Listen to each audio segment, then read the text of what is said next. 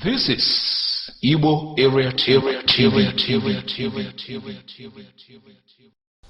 Now we want to look at a short article. Yoruba, Hausa, Fulani and Igbo origin. Yoruba say they are Arabs from Mecca. We didn't quarrel them. After, they said that they descended from heavens and chains, and we did not argue. Later, they changed their mind and said that Oduduwa dethroned himself and resurrected from the ground, and we were happy with them. Hausa claimed they came from a prince of Iraq. We didn't ask them why they are so dark while Iraqi are white. We accepted their story. Fulani claimed to be children of Esau and traced their origin to Torodebe. We didn't ask them why some of them are dark while children of Esau are light. We never questioned about coming from the Middle East. However, we have been consistent that Igbo ancestors have the same ancestry with the ancient Hebrews. Our custom, traditions and behavioral patterns speak volumes of this. Yoruba, Hausa and Fulani, they are against what we said that we are Hebrew by origin. They quarrel over it and we don't know why. They say we should not tell others who they are, but they are telling us who we are. Why? So what do you call that? Now still on the Igbo Jewish ancestry. Here in this headline, irresponsible Jewish DNA test sparks backlash in Nigeria. Some while ago, the leader of the Jewish Voice, Jonathan Bennis, returned to Nnewi with our DNA results disproving that Igbos are Jews. Now, someone is reacting. Remi Ilona is reacting to this. Under this headline, irresponsible Jewish DNA tests. Among the Igbo, a large ethnic group in Nigeria, there is widespread identification with Jews and Israel. But a recent genetic test carried out by an American missionary group searching for Jewish roots came back negative, prompting fierce backlash from activists who called the project faulty and irresponsible. Amidst waves of social media outrage over the results, some have taken to posting their own personal genetic tests online to counteract the missionaries' tests. My result shows a Middle Eastern connection. Remi Ilona, an Igbo author and a recent graduate of Florida International University, said. Ilona named a number of other Igbos who also completed take-home DNA tests and posted their results online. Ilona's tests show 1.2% Middle Eastern, according to a screenshot from the website myheritage.com. Ilona says other take-home tests, like one also posted online by a Nigerian-born attorney named Emeka Maduese, similarly show genetic markers from the region. In his writing, Ilona promotes the thesis that the Igbo are historically linked to the Israelites of the Bible, particularly arguing that the traditional culture of the Igbo mirrors that of the Israelite as described in the Torah. Earlier in 2017, Jewish Voice Ministries International, an evangelical missionary group from Arizona, collected saliva samples from some 124 Igbo men in the state of Nnewi. They used kits from Family Tree DNA and Texas-based company that sells genealogical analysis, including a focus on Jewish heritage. The test was done in collaboration with a local religious group and with the assistance of well-known Igbo doctor. Family Tree DNA's repository of Jewish genetic samples includes the datasets of Michael Homer from the University of Arizona Anthropology Department and the sample collection of Doron Beha from Israel. After a careful comparison, the lab was not able to find any connection to the samples we collected, Bennis wrote in an email to Forward. Now, in this picture is Igbo activist Remi Ilona, and at left, Jonathan Bennis, head of missionary group Jewish Voice Ministries International. For Jewish Voice Ministries, genetic testing takes on a spiritual dimension.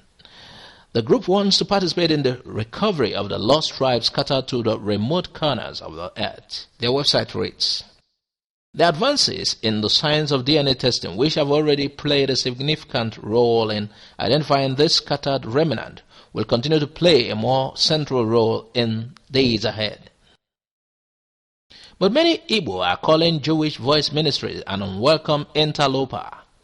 Ilona, who was not involved in the test, criticized the organization's testing methodology, saying the sample test group was too small to make any broad statement about the findings, and also may have included men who come from parts of Nigeria that are not majority Igbo. Locals were initially unaware of the differences between so-called Messianic Jews and Jews who follow traditional Judaism. The State of Israel and most Jews consider Messianic apostates or Christians. This confusion has also come to the fore amidst the fallout of the test, with some Igbo decrying the Messianic as fake Jews online. A leader of an American Jewish outreach group also criticized the test. It is irresponsible to give this kind of test, said Bonita Sussman, the vice president of Kulano, a New York nonprofit that provides religious support to Jewish communities in Africa and elsewhere, sometimes assisting with group conversions.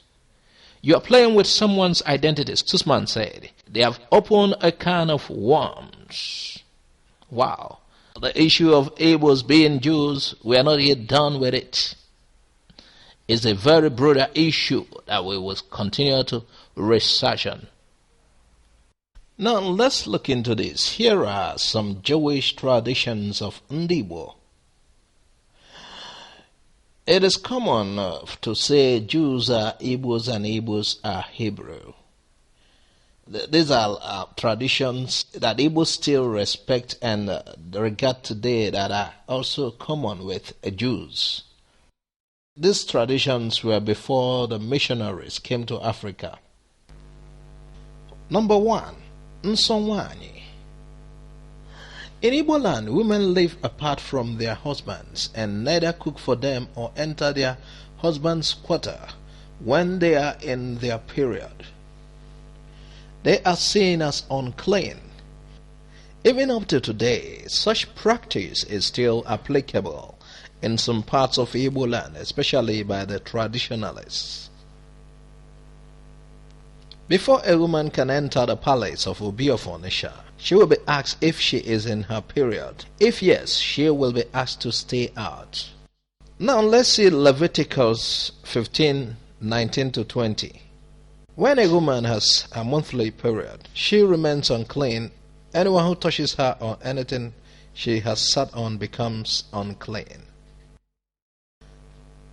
Number 2, Anobi. An Igbo man's ancestral heritage, called Anobi, is not sellable. Elders will not permit this.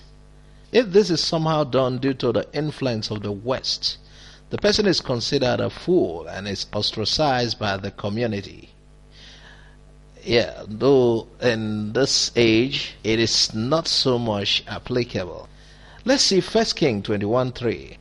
I inherited this vineyard from my ancestors, and the Lord forbid that I should sell it, said Naboth. Now number 3, Ikuchinwanyi. Igbos have practiced the taking of a late brother's wife into marriage after she had been widowed until the white men came. Now it is rarely done, but except in a very rural village. Let's see Deuteronomy 25:5. A widow of a dead man is not to be married outside the family. It is the duty of the dead man's brother to marry her. Number 4, Igbo Dibo.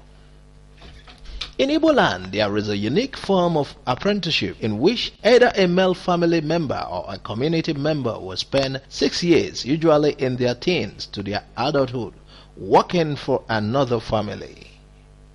And on the 7th year, the head of the host household, who is usually the older man who brought the apprentice into his household, will establish the apprentice by either setting up a business for him or giving money or tools by which to make a living. Now let's see Exodus 21:2. If you buy a Hebrew slave, he shall serve you for 6 years. In the 7th year, he is to be set free without having to pay you anything. Now, number 5. In Igbo land, the yam is very important as it is their staple crop. There are celebrations such as the New Yam Festival. In Igbo it's called Iriji, which are held for the harvesting of the yam. New Yam Festival in Igbo, Iriji, is celebrated annually to secure a good harvest of the staple crop. In the olden days, it is an abomination for one to eat a new harvest before the festival. It's a tradition that you give the gods of the land first as a thanksgiving. Now let's see Deuteronomy 16:9. Count 7 weeks from the time that you begin to harvest the crop and celebrate the harvest festival to honor the Lord your God by bringing him a freewill offering in proportion to the blessing he has given you. Celebrate in the Lord's presence together with your children, servants, foreigners. Be sure that you obey my command, says the Lord. Now, number 6, Ibiugu. In Igbo land, it's a tradition that the male children are circumcised on the 8th day. This tradition is still practiced till date. Let's see Leviticus 12:3. On the 8th day, the child shall be circumcised. Number 7, Omugwo. In Igbo land, there is a practice known as Ile Omugwo. After a woman has given birth to a child, a very close and experienced relative of hers, in most cases her mother, is required by tradition to come spend time with her and her husband, during which she is to do all the work of the wife, while the new mom's only assignment to the baby will be to breastfeed. This goes on for a month or more. In the Igbo old tradition, at this time the new mom lives apart from her husband, will not cook or enter his quarters. Now let's see Leviticus 12:1-4. For 7 days after a woman gives birth, she is ritually unclean, as she is during her monthly period. It will be 33 days until she is ritually clean from the loss of blood. She is not to touch anything that is holy. The author of this article is Nwanyi Kadibia Oyaru. She concluded by saying, Ndozi Ordinala. Well, I believe in traditions when it does not contradict my dedication and submission to Christ. Yes, some people will say that these traditions were before the coming of Christ, but being that I'm a Christian and I follow Christ and I believe Christ is the way, any tradition that is against his will, I will do away with. But once it conforms, I still continue with such traditions. Thanks for listening to Igbo Area TV. Please subscribe to our YouTube channel for more updates. You can also visit our Facebook page and like the page. You can join our Facebook group, Igbo Area TV. God bless you and bye for now.